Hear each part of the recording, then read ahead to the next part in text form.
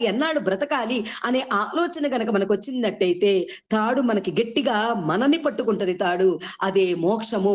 ఈ తాడే మ్రోక్షము. ఈ తాడుని పట్టుకున్నప్పుడు నువ్వు జారి మోహంలో పడతావా? పట్టుకొని మోక్షమనే తాడును పట్టుకొని గమ్యాన్ని చేరతావా? అది నీకే వదిలేస్తున్నాను.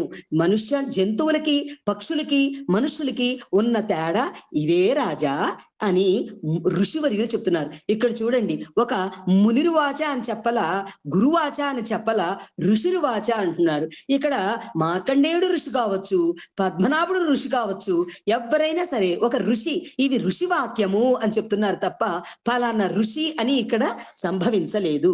ఇంకొకటి, జ్ఞానినో మనుజా సత్యం కింతు తే నహి కేవలం యతో హి జ్ఞానినః సర్వే పశుపక్షి మృగాదయః. అది నువ్వు మృగంలాగా చస్తూ బతుకుతూ బతుకుతావా? లేదా మోక్షానికి మనుష్యుడిలాగా వెన్నుముక నిఠారుగా ఉంచుకొని నీ లోపల ఉన్న పద్మనాభుణ్ణి వెతుకుతావా అని చెప్పి భగవంతుడు ఇక్కడ ప్రశ్నిస్తున్నారు. జ్ఞానం తతస్మనుష్యాణం యత్తేషాం మృగ పక్షిణాం మనుష్యాణం చ యత్తేషాం తుల్యమన్యత్తథోభయో.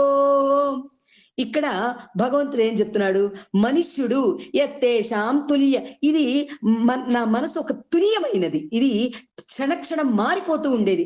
ఎంత విన్నా కూడా అవకాశం వచ్చినప్పుడు మళ్ళీ ఆ గుంటలోకే వెళ్ళిపోవటానికి, ఏమో భగవంతుడు నాకు ఈ గుంటలో దిగమని ఇప్పుడు ఇచ్చాడేమో అని మనసుకి సమర్థి చెప్పుకొని ఆ గుంటలో పడిపోవటానికి సిద్ధంగా ఉంటాడు.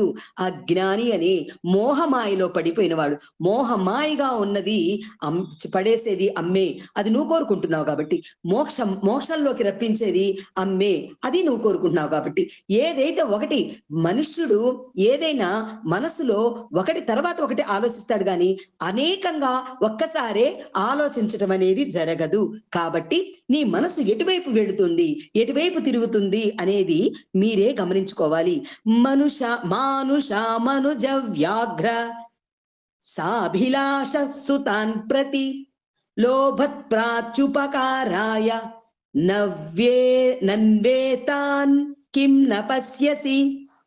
ఎందుకోండి, సాభిలాషాం సుతాన్ ప్రతి ఇక్కడ చెప్తున్నాడు. మనుజ